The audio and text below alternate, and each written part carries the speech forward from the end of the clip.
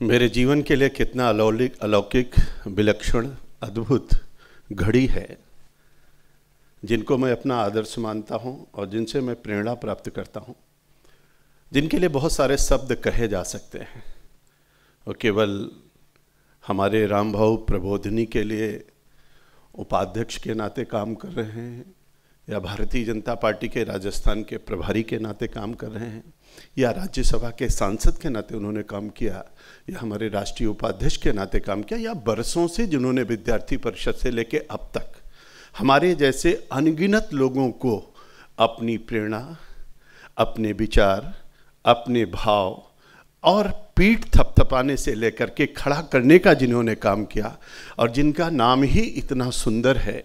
जब हम विनय शब्द का उपयोग करते हैं तो आप कल्पना करिए कि विनय एक आभूषण है, एक गहना है, एक सुंदर चीज है और जब उसमें सहस्त्र जुड़ जाए तो सहस्त्र विष्णु भगवान का नाम है और विनय और सहस्त्र का जब संगम और मिलन हो जाए और राम भाऊ प्रबोधिनी का स्थान हो जाए तो इस त्रिवेणी का जो सबसे मूल आधार है उस रूप में हमारे सबके बीच में विराजमान आदरणीय विनय सहस्त्रबुद्धे को मैं हृदयपूर्वक प्रणाम करता हूं। अभिनंदन और स्वागत, जोरदार तालियां उनके लिए बजनी चाहिए और अभिनंदन होना चाहिए। और मैं उनके लिए 4 लाइनें कहना चाहता हूं कि लोहे को छूकर पिघलाना सबके बस की बात नहीं है, पत्थर से पानी टपकाना सबके बस की बात नहीं है, अब बंजर भूमि में पेड़ उगाना सबके बस की बात नहीं है और रेगिस्तान में फूल खिलाना सबके बस की बात नहीं है और राम भाऊ प्रबोधिनी में 35,000 लोगों को प्रशिक्षित कराना सबके बस की बात नहीं है और आदरणीय विनय सहस्त्रबुद्धे जैसा बन जाना सबके बस की बात नहीं है। मैं उनका अभिनंदन करता हूं, उनका स्वागत करता हूं, उनका वंदन करता हूं। और बगल में विराजमान है, अब देखिए कितना सुखद होता है, यथा नामे तथा गुणे हमारे यहाँ कहा गया है। अब जयंत की मीनिंग आप निकालोगे तो आपको पता चलेगा, लेकिन उसकी एक बहुत प्यारी मीनिंग है, जहाँ विजय है वहीं जयंत है। तो और एक बहुत सुंदर सुखद है कि उनका मार्गदर्शन भी हम सब लोगों को, आदरणीय जयंत कुलकर्णी जी का भी मार्गदर्शन हम सब लोगों को प्राप्त हो रहा है। यहाँ बहुत सारे वरिष्ठ लोग विराजमान हैं और इस संस्थान में जो अपना योगदान दे रहा है वो योगदान आप अपने मन से नहीं दे रहे, अपने भाव से नहीं दे रहे हो। ये परमपिता परमेश्वर का बहुत बड़ी कृपा आपके ऊपर है कि जो आप इस संस्थान से जुड़ करके अपना योगदान दे रहे हैं। अद्भुत क्षण है और जिन लोगों को यहाँ आने का सौभाग्य प्राप्त हो रहा है वो सोच रहे होंगे कि मैं बहुत बड़ा व्यक्ति हूँ, मैं बहुत अच्छा कुछ कर रहा हूँ। आप ये मत सोचो, आपको बहुत बड़ा व्यक्ति बनना है, इसलिए परमपिता परमेश्वर ने आपको यहाँ पर भेजा है। और शिक्षार्थी के रूप में अगर आप आए हो, आज जिन लोगों को हम लोग पटका पहना रहे थे, उनको डिग्री दे रहे थे, दीक्षांत का आयोजन हो रहा था, तो मेरे मन में बहुत सारे भाव आ रहे थे कि एक व्यक्ति बहुत कुछ कर सकता है और इतने सारे लोग अगर निकल रहे हैं तो निश्चित रूप से भारत का सौभाग्य है। और राम भाऊ प्रबोधिनी से आप निकल रहे हो, ये भी हमारे सबके लिए अद्भुत है। जो आए हैं मैं उनका अभिनंदन करता हूं और जो जा रहे हैं उनको मैं शुभकामना देता हूं, उनको बहुत सारी बधाइयां देता हूं। और जो पूर्व छात्राएं हैं, कितनी बड़ी बात है कि हमारे पूर्व छात्र भी जो यहाँ से प्रशिक्षण प्राप्त किए हैं वो यहाँ आए हैं। मैं आदरणीय विनय जी, मैं कभी कभी सोचता हूँ तो मेरे मन में भाव आता है, मैं भी 24 साल पहले यहाँ आया था और एक शिक्षार्थी के रूप में मैं भी यहाँ पर 2 दिन की ट्रेनिंग लेकर के गया था। मैं युवा मोर्चे का कार्यकर्ता था। धर्मेंद्र प्रधान जी हमारे राष्ट्रीय अध्यक्ष हैं, मैं उनकी टोली में था। आदरणीय प्रमोद महाजन का मार्गदर्शन, आपका मार्गदर्शन, बहुत सारे लोगों का मार्गदर्शन प्राप्त हुआ था। हम सब लोग यहाँ पर थे। 24-20 साल बाद आज मैं फिर से यहाँ पर आया हूँ। मैं सोचता हूँ तब मैं आया था, उधर बैठा था, अब मैं आया हूँ, इधर खड़ा हूँ और ये सब हुआ कैसे? अगर इसके मूल में कोई है, मैं बार बार कह रहा था आदरणीय विनय जी, मेरे जैसा कार्यकर्ता वहाँ क्या बोलेगा, मुझको क्या पता है, लेकिन विनय जी के भाई साहब के मन में भाव क्या है, एक कार्यकर्ता को बड़ा कैसे बनाना है, इसलिए उन्होंने बुलाया कि आप आओ और यहाँ से कुछ भी सीख के जाओगे। उन्होंने मुझको बड़ा करने के दृष्टि से कि आपको एक कार्यकर्ता का निर्माण कैसे होगा, इस भाव से उन्होंने मुझको आमंत्रित किया और मैं 20 साल बाद आपके सामने यहाँ पर खड़ा हूँ। और मैं सोचता हूँ कितना सुखद है। मैंने नाम के बारे में कहा, इसका पहला अक्षर राम से है। मैं सबसे पहले श्रद्धा सुमन अर्पित करता हूँ, अपनी भावांजलि, अपनी पुष्पांजलि, अपनी शब्दांजलि राम भाऊ जी के श्री चरणों में अर्पित करता हूँ। मैं अपने सोचता हूँ कि वास्तव में राम शब्द जो है, इसका जब नामकरण हुआ तो वशिष्ठ के पास लोग गए कि नामकरण करना है, तो उन्होंने कहा कैसे नामकरण किया जाए, तो उन्होंने कहा सो सुखधाम राम यसनामा। अब आप इसी से राम भाऊ प्रबोधिनी का पूरा भावार्थ निकालिएगा कि उन्होंने कहा सो सुखधाम राम यसनामा अखिल लोकदायक विश्रामा। अब जो सो सुख धाम, जो सुखों का धाम है, और अखिल विश्व को, केवल भारत को नहीं, अखिल विश्व को, तो उन्होंने कहा सो सुखधाम राम यशनामा अखिल लोकदायक विश्रामा। और भरत की बारी आई तो उन्होंने कहा विश्व भरण पोषण कर जोई, ताकर नाम भरत यशोई। और जब शत्रुघ्न की बारी आई तो उन्होंने कहा जाके शिमुरन तेर पुनासा, नाम शत्रुघ्न वेद प्रकाशा। और लक्ष्मण की बारी आई, उन्होंने कहा लक्षण धाम राम प्रिय, सकल जगत आधार, गुरु वशिष्ठ ते ही राखा, लक्ष्मण नाम उदार, ते राम के नाम पर प्रबोधिनी है। और मैं सोच रहा था कि वास्तव में प्रबोधिनी का 19 अक्टूबर 1982 में इसका स्थापना, आज उन्होंने कहा कि इसको प्रबोधिनी दिवस करके हम लोग मना रहे हैं। और वो जब प्रबोधिनी दिवस, तो मैं ढूंढा कि ये 19 अक्टूबर को दिन कौन सा था, इतना शुभ संकेत कैसे हुआ, तो पता चला कि उस दिन मंगलवार था, 19 अक्टूबर 1982 को। अब मंगल को किया हुआ कार्य तो मंगल ही प्रदान करेगा। और मैं जोड़ रहा था यहाँ बैठे बैठे भाई साहब, तो मैंने सोचा कि 42 साल हो गए, तो 42 साल हो गए तो महीने कितने हो गए, तो 504 महीने हो गए। तो हमने कहा फिर सप्ताह कितने हो गए, तो 2191 सप्ताह हो गए। हमने कहा दिन कितने हो गए, तो 15,340 दिन हो गए। अब 15,340 दिन स्थापना के हो गए। तो मैंने सोचा अच्छा घंटे कितने हो गए, तो 3,68,160 घंटे हो गए। और उसके बाद मैंने सोचा कि हमारी प्रबोधिनी को मिनट कितने हो गए, तो 2,20,89,600 मिनट हो गए। फिर मैंने कहा सेकंड कितने हो गए, पल कितने हो गए, घड़ी कितनी हो गई। तब मेरे ध्यान में आया 1,32,53,76,000 सेकंड हो गए। तब मैंने सोचा पल्स कितनी चली होगी, सांसें कितनी आई होंगी। और उस आधार पर मैं विचार कर रहा था, तो मेरे मन में भाव आया 35,000 लोग प्रशिक्षित होकर चले गए और 15,340 दिनों में, तो मैंने एवरेज लगाया कि हर दिन कितने लोग हुए होंगे, तो 2.25 लोग हर दिन प्रशिक्षण प्राप्त करके चले गए। तब मेरे मन में कल्पना आया कि वास्तव में अद्भुत है राम भाऊ प्रबोधिनी कि यहाँ से इतने लोग प्रशिक्षित होकर के चले गए। मेरे मित्रों, मैं इन सब बातों को इस भाव के साथ कह रहा हूँ, जरा अपने आप को कनेक्ट करिए। शब्द ब्रह्म है, शब्द कभी नष्ट नहीं होता है और अक्षर कभी नष्ट नहीं होता।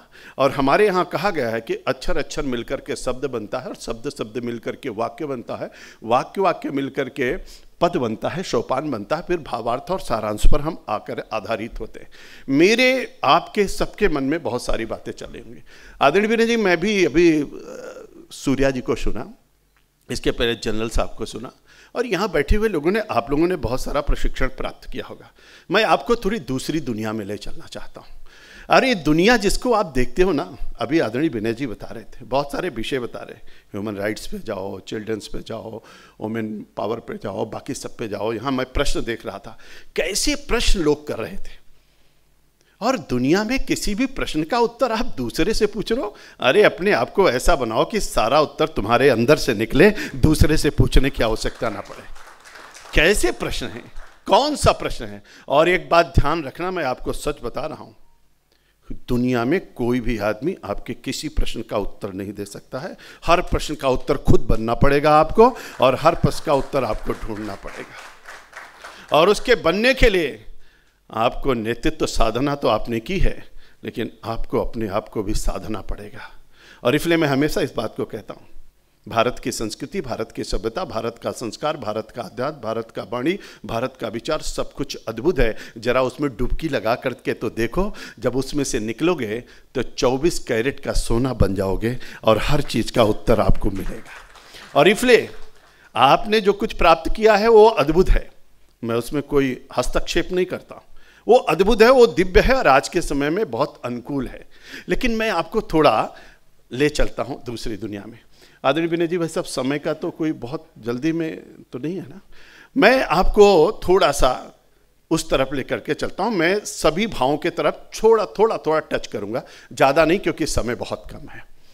और इसलिए मैं आपसे कहता हूं कि आज से 1,98,58,85,127 वर्ष पहले सूरज की पहली किरण धरती पर आई थी और जब सृष्टि की रचना हुई थी।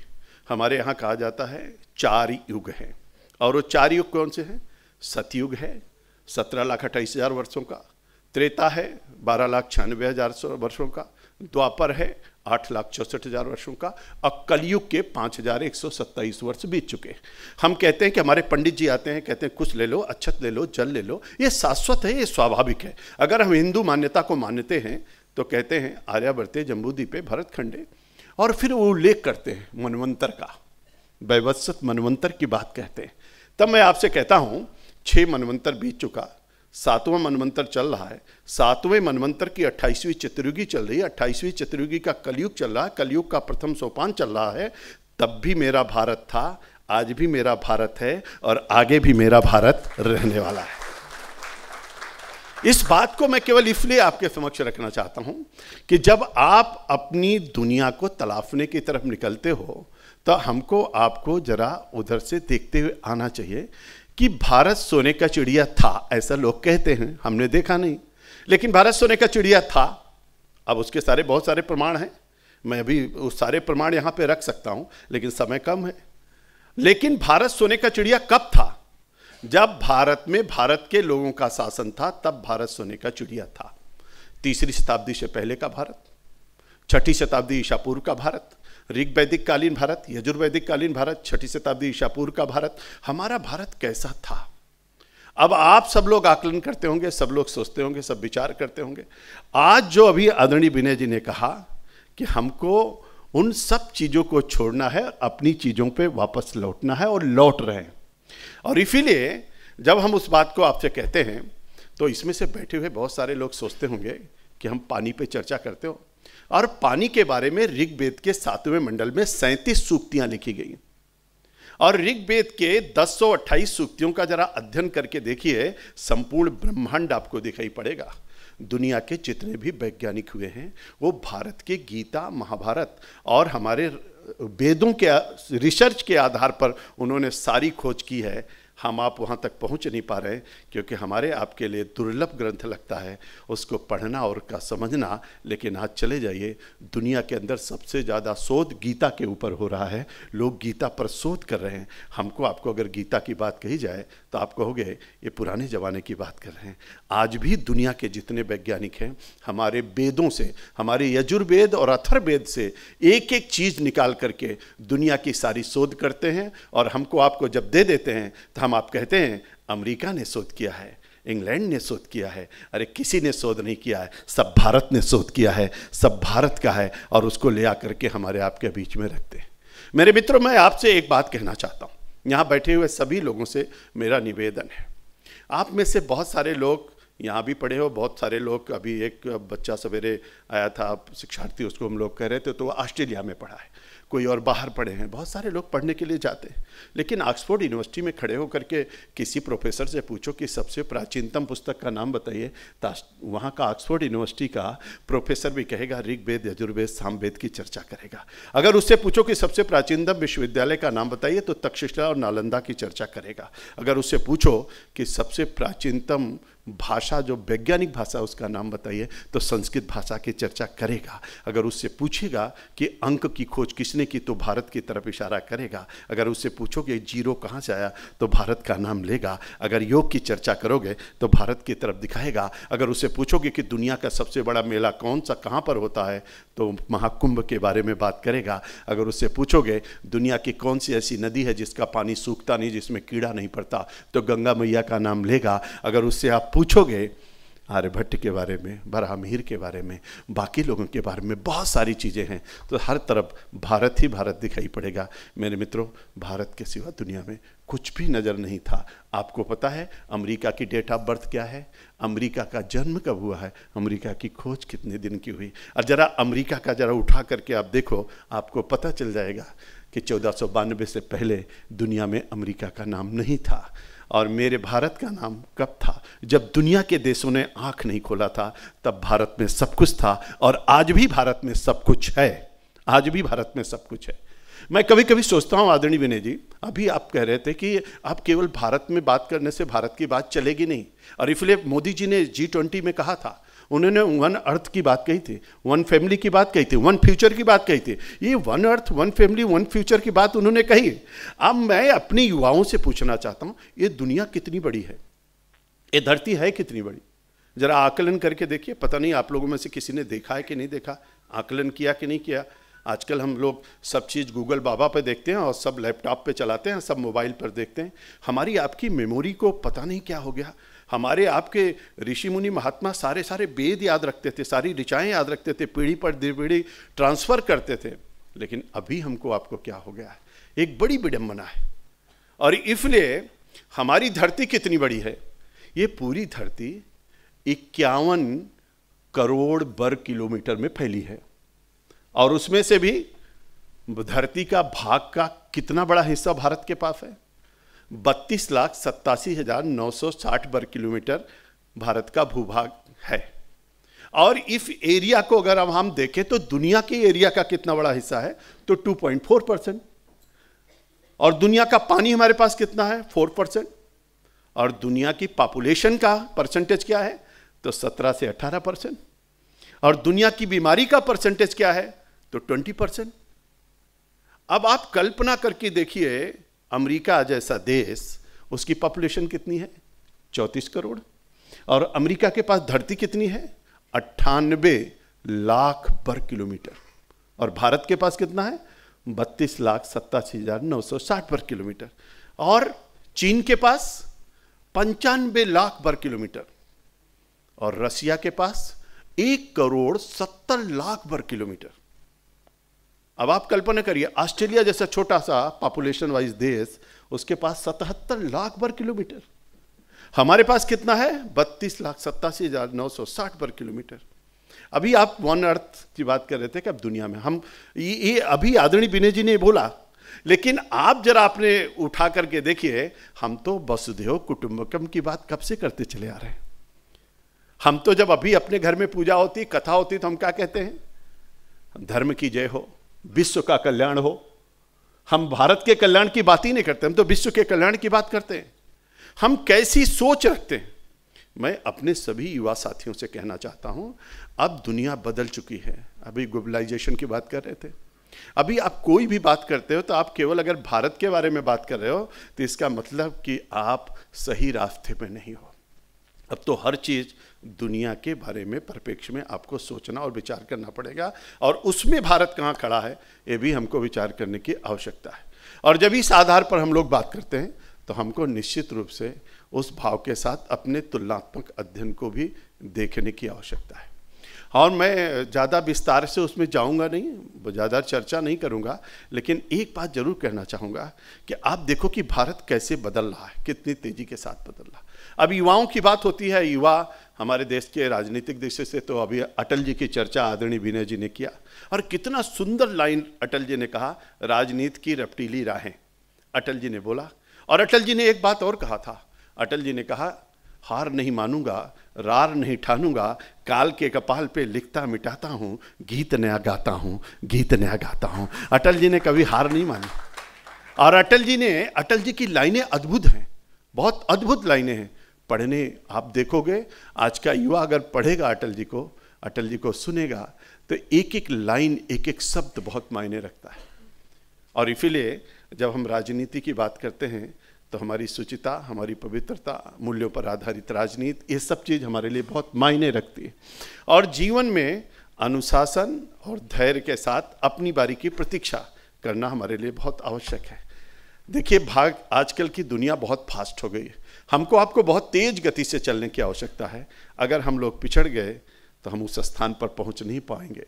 इसलिए हमको केवल इतना नहीं करना है कि पहले हम अपना प्लेटफॉर्म बना लेंगे, पहले हम एंटरप्रेन्योर बन जाएंगे, पहले हम आर्थिक दृष्टि से मजबूत हो जाएंगे, फिर हम राजनीति करेंगे। आप कभी भी राजनीति नहीं कर पाओगे, ऐसा कभी नहीं होता है। संघर्ष चारों तरफ करना पड़ेगा। अपने को इस्टेब्लिश भी करेंगे, समाज का काम भी करेंगे, राजनीति में योगदान भी करेंगे। एक साथ बहुत सारे काम करते हुए हम आगे बढ़ेंगे। आयु बहुत कम है, आजकल 26-27 साल तक लोग पढ़ाई करते करते हो जाता है। लास्ट के 70 साल के बाद काम करने लायक लोग नहीं बचते हैं। हमारे पास बहुत कम समय बचा है और उस कम समय में हमको बहुत बड़ा योगदान देना है। इसलिए हमको आपको अपनी नींद को त्यागना पड़ेगा, हमको आपको संघर्ष के लिए निकलना पड़ेगा। हमको अभी पढ़ने के लिए बता रहे थे, बहुत कुछ पढ़ना पड़ेगा, बहुत कुछ समझना पड़ेगा। और मैं आपसे कहना चाहता हूँ, मेरे जितने युवा साथी हैं, अगर आप केवल जितनी देर में टैब खोलोगे, जितनी देर में आप मोबाइल देखोगे, जितनी देर में आप गूगल बाबा का सर्च करोगे, जितनी देर में आप यूट्यूब पे जाओगे, उतनी देर में काम खत्म हो जाएगा। आप भूल जाओ इन सब चीज़ों को। अपने ब्रेन को इतना मजबूत बनाओ कि आप जहाँ खड़े हो जाओ, आपका गूगल फेल हो जाए आपके सामने, इतनी जानकारियाँ आपके पास होनी चाहिए। आर्थिक क्षेत्र की कोई बात करे वो भी बताएंगे, राजनीतिक करेगा वो भी बताएंगे, संविधान की बात करेगा वो भी बताएंगे। 395 अनुच्छेदों में कोई अनुच्छेद कोई पूछेगा मैं बताऊंगा, 10 अनुसूचियों की चर्चा करेगा मैं बताऊंगा, 22 भागों की कोई चर्चा करेगा मैं उस पर बोलूंगा। हमारे बारे में कोई बोलेगा मैं बोलूंगा, भारत की सीमा के बारे में कोई बोलेगा मैं बोलूंगा। लेकिन अगर चंद्र ग्रहण कैसे लगता है, सूर्य ग्रहण कैसे लगता है, कुंभ कैसा होता है, कहाँ कहाँ होता है, चारों धाम क्या है हमारा, इसके बारे में भी कोई पूछेगा तो उसको भी मैं बोलूँगा। इसीलिए आदरणीय विनय जी, मैं कहता हूँ एक पॉलिटिकल वर्कर को ऑलराउंडर होना चाहिए, केवल एक दिशा में उसको नहीं सोचना चाहिए बल्कि उसको ऑलराउंडर होना चाहिए। अगर वो ऑलराउंडर नहीं है, अगर पॉलिटिकल वर्कर ऑलराउंडर नहीं है तो सफलताएं बहुत कम मिल पाएंगी। हम लोग फील्ड में रहते हैं, मैं भी बहुत कम आयु से काम कर रहा हूँ, मैं भी बूथ अध्यक्ष रहा हूँ, वार्ड अध्यक्ष रहा हूँ, मंडल अध्यक्ष रहा हूँ, काउंसलर रहा हूँ, मैं भी बहुत सारे पदों पर रहा हूँ। मैं भी आसाम जैसे नॉर्थ ईस्ट में काम किया, त्रिपुरा में काम किया, बहुत सारों के काम किया, भाषा नहीं, बोली नहीं, सब कुछ सीखा, उसके बाद काम किया और कभी हिम्मत नहीं हारा। जिंदगी एक जंग है, उसे लड़ना ही पड़ेगा और जो लड़ नहीं सकेगा वो आगे नहीं बढ़ेगा। और इसलिए हमको आपको ये सोचने की आवश्यकता है। आदरणीय विनय जी कह रहे थे कि हमको पढ़ना चाहिए और इसलिए पढ़ने की बहुत आवश्यकता है। अभी भारत और पाकिस्तान की चर्चा चलती है, यहाँ बैठे हुए बहुत सारे युवा हैं। आज़ादी के समय भारत और पाकिस्तान के बॉर्डर पर एक रेखा खींची गई थी, उस रेखा का नाम था रेड क्लिफ रेखा। आज इतनी टीवी पर डिबेट होती है, इतनी चर्चा चलती है, बड़े बड़े लोगों से हमने पूछा कि भारत पाकिस्तान के बॉर्डर की रेखा कौन सी थी, तो कोई बता नहीं पाता। रेड क्लिफ रेखा को भूल गए लोग। LOC की चर्चा करते हैं, लाइन ऑफ कंट्रोल की चर्चा करते हैं, 72,400 वर्ग किलोमीटर जमीन चली गई, उसकी चर्चा कोई नहीं करता। LOC आ गई। मैं आपसे कहना चाहता हूं, हमारे पास एक बड़ी चुनौती है, इंटरनल और एक्सटर्नल दोनों चुनौतियां हैं और हमारे युवाओं को इसको समझने की आवश्यकता है। जैसा आदरणीय विनय जी ने कहा कि समाज में कैसा विघटन चल रहा है, कैसा हो रहा है। आप बताइए कि ट्रेन का चलना मुश्किल हो गया, ट्रेन की पटरियों पर क्या हो रहा है, समाज में जीना कैसा दुभर हो गया। जितना बाह्य दृष्टि से चीजें हैं उतना ही आंतरिक दृष्टि से भी चुनौतियां हैं। मुकाबला कौन करेगा? कौन बनेगा नेताजी सुभाष चंद्र बोस, चंद्रशेखर आजाद? कौन बनेगा? कौन बनेगा सरदार भगत सिंह? कौन सुखदेव राजगुरु और ढींगरा की भूमिका को निभाएगा? कौन दुर्गा भाभी बनकर आएगा? कौन रानी लक्ष्मीबाई बनकर के भारत को बचाएगा? ये बड़ी चुनौती है अपने पास। और हम आप सोचते क्या हैं, हम आर्थिक दृष्टि से कैसे संपन्न हो जाए, हम कैसे मजबूत हो जाए, हमारे पास सारी सुविधा कैसे हो जाए, बहुत जरूरी है, होना भी चाहिए। लेकिन इसके साथ साथ हमारी प्राथमिकताएं क्या है?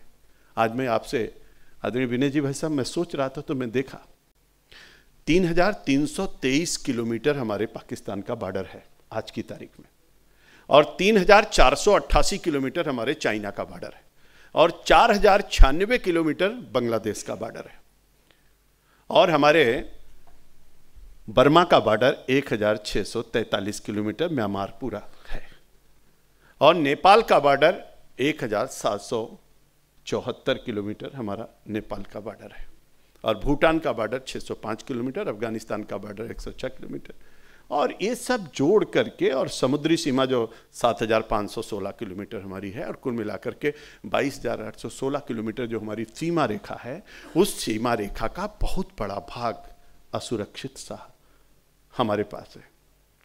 नेपाल की खुली सीमा है, चाइना की स्थिति है, पाकिस्तान की स्थिति है, बांग्लादेश की स्थिति है, समुद्री है, लेकिन उसके बावजूद भी सागर माला हमारे पास है, भारत माला हमारे पास है, आ रहा है।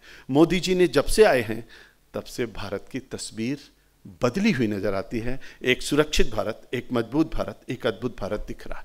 मैं आपसे केवल इतना कहना चाहता हूं कि हमको आपको जो आदरणीय विनय जी ने कहा, पढ़ना भी चाहिए, संवेदनशीलता के साथ पढ़ना चाहिए, सकारात्मकता के साथ सोचना चाहिए, चिंतन करना चाहिए, और उसका समाधान क्या हो सकता है। समस्या तो हर कोई बता सकता है, लेकिन समाधान क्या हो सकता है उस दिशा में भी हमको आपको आगे बढ़ना चाहिए।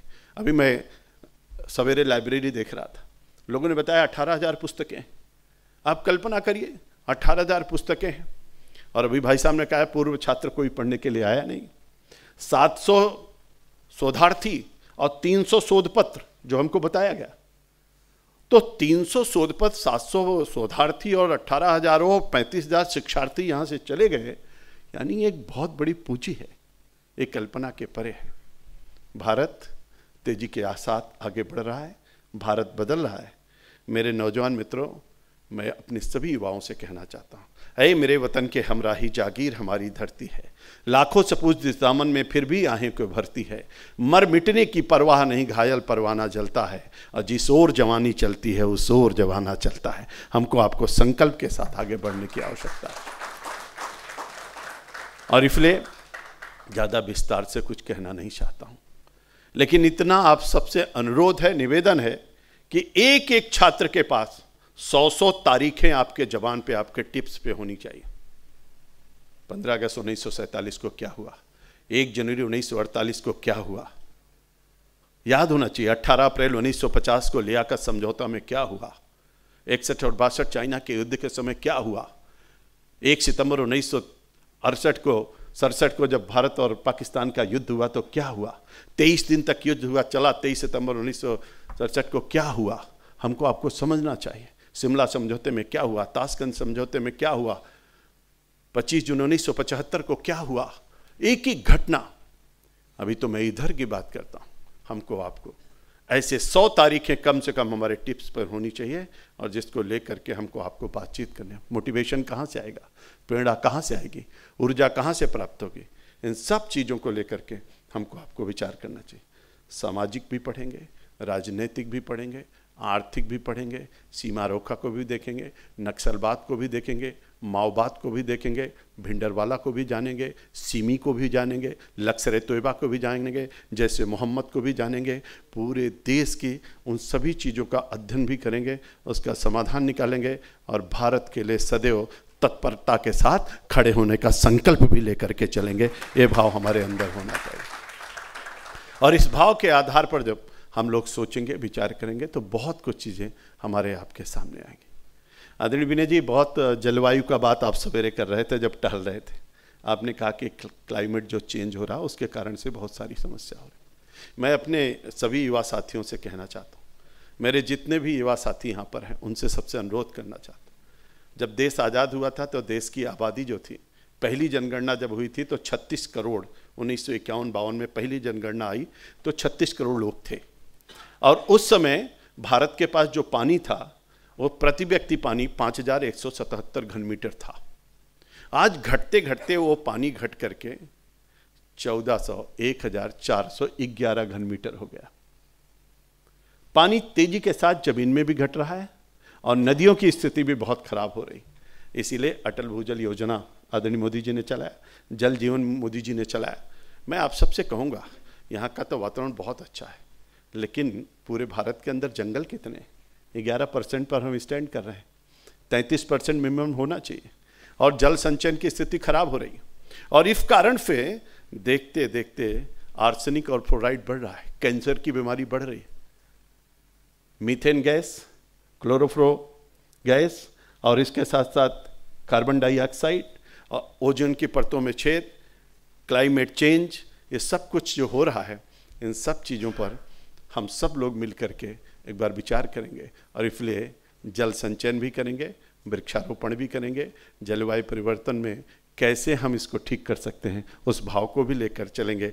पढ़ने के लिए, अध्ययन करने के लिए, शोध करने के लिए बहुत सारी चीज़ें हमारे आपके अंदर हैं, जिसको लेकर के हम लोगों को काम करने की आवश्यकता है। और इसलिए ज़्यादा देर तक कुछ कहूँगा तो ठीक नहीं है, और इसलिए ज़्यादा कुछ कहना नहीं चाहता हूँ, लेकिन इतना निवेदन आप सब लोगों से ज़रूर कहना चाहता हूँ। मुझको तो बहुत खुशी हुई है, बहुत आनंद आया है मैं तो एक पॉलिटिकल वर्कर हूँ, मैं विश्वविद्यालय में लखनऊ यूनिवर्सिटी में पढ़ाता रहा, मैं एक शिक्षार्थी हूँ। जिंदगी भर आदमी सीखता है, फिर भी बहुत कुछ सीखने को रह जाता है, और इसलिए हमारे यहाँ वेदों और शास्त्रों में आगे नीति नीति लिखा हुआ है, इसके आगे भी बहुत कुछ है सीखने के लिए। जीवन भर हम सीखते रहेंगे, फिर भी बहुत कुछ बाकी रह जाएगा। सीखेंगे, पढ़ेंगे, बातचीत करेंगे। और मैं आदरणीय विनय जी, मैं आपसे कहूँगा, जब कभी भी आप आदेश करेंगे, मैं संस्थान के लिए सदैव उपस्थित हूँ और यहाँ आने के लिए मैं सदैव तैयार हूँ। मेरे लिए गर्व का विषय। मैं अपने सब लोगों का आह्वान करता हूँ, निवेदन करता हूँ। अथर्ववेद में एक लाइन है जिसमें लिखा गया, माता भूमि पुत्रो अहम पृथिव्याम। भूमि मेरी माँ है, मैं इस पृथ्वी का पुत्र हूँ। जीऊँगा तो भारत माता के लिए और मरूंगा तो भारत माता के लिए। हमारे यहाँ कहा जाता है, भारत एक जमीन का टुकड़ा नहीं है, एक जीता जागता राष्ट्र पुरुष है। ये बंधन की भूमि है, ये अभिनंदन की भूमि है, एक चंदन की भूमि है, ये तर्पण की भूमि है, ये अर्पण की भूमि है। यहाँ का कण कण शंकर है, यहाँ का बूंद बूंद गंगा जल है। यहाँ जिएंगे तो भारत माता के लिए और मरेंगे तो भारत माता के लिए। और मरने के बाद मेरी अस्थियां भी जब गंगा में प्रवाहित होंगी तो बोलेंगी, भारत माता की जय। ये भाव लेकर के हम लोग, अटल जी ने इस बात को कहा था, इस भाव को लेकर के हम चलेंगे। आदरणीय दीनदयाल जी उपाध्याय जी ने कहा था, राजनीति के बारे में बहुत अच्छी बात उन्होंने कही थी कि आप व्यक्ति को वोट दीजिए, बटुए को नहीं। आगे उन्होंने कहा कि आप पार्टी को वोट दीजिए, व्यक्ति को नहीं। और लास्ट में उन्होंने कहा, आप सिद्धांत को वोट दीजिए, पार्टी को नहीं। आप कल्पना करिए कैसे मूल्यों पर आधारित राजनीति होती है, ये विचार करने की आवश्यकता है। इसलिए मेरे मित्रों, सब कुछ करते हुए अपनी शरीर को ठीक रखना। जितने युवा बैठे हो, आप अभी तो जवान हो, युवा हो, अभी आपको पता नहीं चलेगा, 20 साल बाद पता चलेगा आप कैसी स्थिति में हो। इसलिए आपके अंदर 72 नाड़ियां हैं, 72 में से 4 को साध लीजिए, इला, पिंगला और सुषुम्ना को साध लीजिए और योग को ध्यान में रखिए। अपने जीवन को अच्छा बनाइए, जीवन में अनुशासित रहिए। हमारे यहाँ कहा गया है कि वृत्ति में अंत्यन संरक्षित वित्त में आती आती चा अछीड़ो वित्ततः छीड़ो वित्तस्तु हतो हता। चरित्र की रक्षा यत्न पूर्वक करनी चाहिए। धन तो आता है और चला जाता है, धन से हीन होने पर मनुष्य नहीं होता, किंतु चरित्र से हीन होने पर मनुष्य मरे हुए के समान होता है। हमारे यहाँ बहुत अच्छा कहा गया है कि बहंति नद्या स्वयं एवं नाभ्या स्वयं न खादन फलान वृक्षा धाराधरो वर्षत नात्म हेतु परोपकाराय सताम विभूत्या। हम सबको ये बात पता है कि सताम आचारा सदाचारा कथ्यते सदाचारा एका दिव्या गुणायास्तु। इसलिए बहुत सुंदर एक अंग्रेजी की लाइन है कि man is born naked and faithless. दुनिया में कोई पैदा हुआ नंगे और बिना किसी पद के पैदा हुआ, लेकिन भगवान तुलसी ने रामचरितमानस में कहा है कि कर्म प्रधान विश्व करी राखा, जो जच करे तो तस फल चाखा। लेकिन तुलसी ने दूसरी चौपाई रखी, उन्होंने कहा होई है सो जो राम रचि राखा, को कर तर्क बढ़ावे साखा। तुलसी ने तीसरी चौपाई कही, उन्होंने कहा करही करावें भंजई सोई, उमा राम गति लखा न कोई। तीनों चौपाइयों के पीछे 3 भाव था, लेकिन अंत में एक चौपाई और है कि जा पर कृपा राम कही होई, तापर कृपा करें सब कोई। और इसलिए हमारे यहाँ कहा गया है, अभिवादन शीलस नित्यम वृद्धो अभिषेमिना चत्वारे तस्य वर्धन्ते आयुर्विद्या यशोबलम। आप सब लोग सुखी हों, शुभकामनाएं हैं। मैं प्रकाश से कहूँगा, अपने इस जलते हुए प्रकाश से कहूँगा कि शुभम करोति कल्याणम आरोग्यम धन संपदा शत्रुबुद्धि विनाशाय दीपक ज्योतिर्नमो वसुते। दीपक ज्योतिर्ब्रह्मा दीपक ज्योतिर्नाजना दीपो हरत में पापम दीपक ज्योतिर्नमो वसुते। भगवान सूर्य का आवाहन करते हुए कहूँगा, आदिदेव नमस्तुभ्यं प्रसीद मम भास्कर दिवाकर नमस्तुभ्यं प्रभाकर नमो वस्तुते। आदित्य प्रथम नामा द्वितीय अंत दिवाकर तृतीयं भास्करम प्रोक्तु चतुर्थं प्रभाकरम पंचम सहस्रासुखष्टम च त्रिलोचना सप्तम हृदय अष्टम च व्यभावशु नवम दिनकेत्वक दशमम द्वादशकम एकादश त्रयमूर्ति द्वादशम सूर्य च। भगवान सूर्य ऐसा प्रकाश इस राम भाव प्रबोधिनी में बिखेर दें और हमारे जितने शिक्षार्थी आए हैं उनका सबका ललाट चमकता रहे, चेहरा हंसता और मुस्कुराता रहे, और वो जहाँ जाएं वहाँ उनको विजय ही विजय प्राप्त हो, चारों तरफ उनकी विजय हो और जो उनके मन में कामना हो वो सब पूर्ण हो, ऐसी मेरी शुभकामना है। लेकिन एक निवेदन जरूर है साथ में कि बता सको तो राह बताओ, पथ भटकाना मत सीखो। अब बिछा सको तो फूल बिछाओ, सूल बिछाना मत सीखो। अब जला सको तो दिया जलाओ, दिल जलाना मत सीखो। इस भाव के साथ चलने की आवश्यकता है।